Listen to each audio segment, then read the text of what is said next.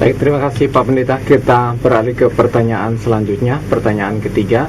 Shalom, ada orang dari keyakinan lain yang mengaku menerima Yesus sebagai Tuhan dan Juru Selamat dan beriman kepada Yesus, tapi dia tetap menganut keyakinan atau agamanya. Benarkah hal ini, Pak?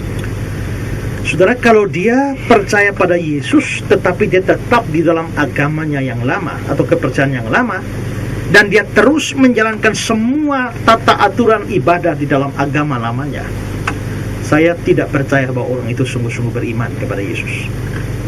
Ingat ya saudara, bahwa apabila seorang sungguh-sungguh percaya kepada Yesus, pasti dia akan menerima Roh Kudus.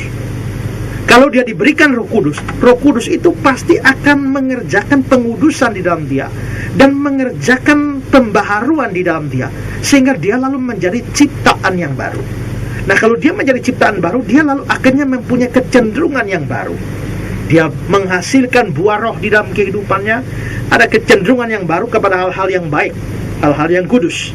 Dia akan rindu membaca firman Tuhan, belajar firman Tuhan. Dia lalu akan ada keinginan yang besar untuk menjauh dari dosa, apalagi dosa penyembahan berhala. Dia lalu rindu juga untuk berbakti bersama-sama saudara-saudara seiman. Dia rindu melayani Tuhan, dia rindu memuji dan menyembah Tuhan dan sebagainya.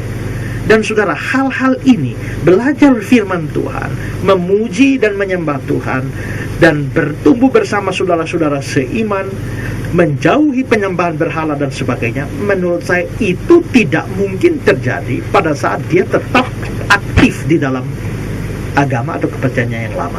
Sehingga kalau orang mengatakan saya beriman dan percaya Yesus sebagai Tuhan dan Juru Selamat, tetapi dia lalu tetap di dalam agamanya yang lama, beraktivitas di sana dalam aktivitas agama yang lama, saya kok tidak percaya bahwa dia sungguh-sungguh beriman pada Yesus. Kalau dia sungguh-sungguh beriman pada Yesus, mungkin karena ketakutan, kecemasan, untuk beberapa saat dia mungkin bisa bertahan di sana.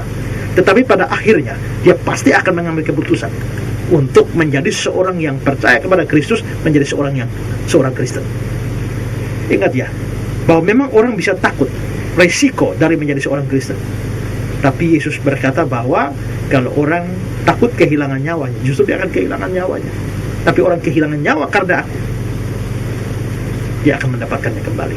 Nah, karena itu saudara-saudara, maka saya percaya bisa saja seketika atau beberapa saat orang percaya Yesus dia masih ada pada agama lamanya, itu di dalam pergumulan yang panjang, tapi pada akhirnya dia akan mengambil keputusan menjadi seorang Kristen.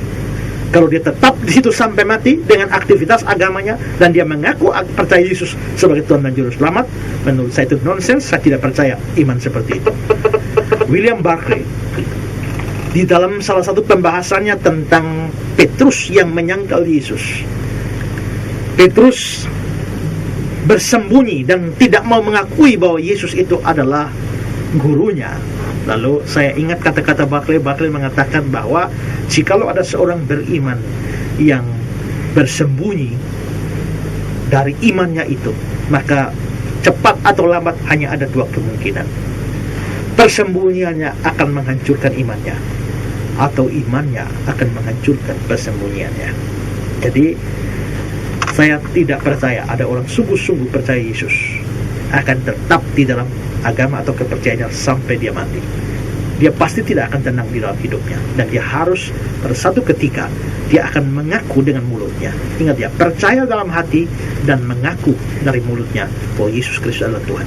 Itu iman yang sejati. Ya.